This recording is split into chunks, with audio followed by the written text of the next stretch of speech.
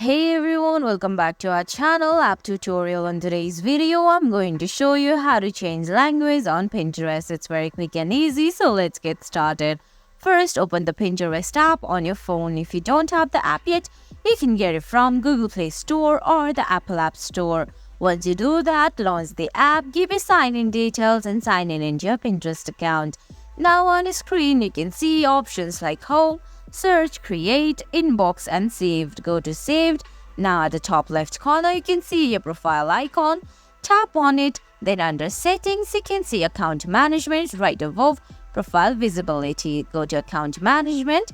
Under account management you can see the first option there is personal information. Go to personal information. There you can see options like birth date, gender, country or region and language.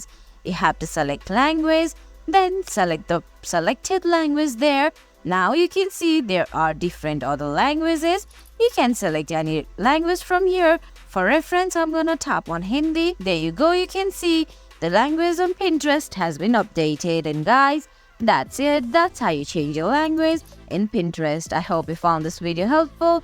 If you did, please give it a thumbs up, leave a comment, subscribe to our channel and hit that bell icon. See you in the next video. Thanks for watching.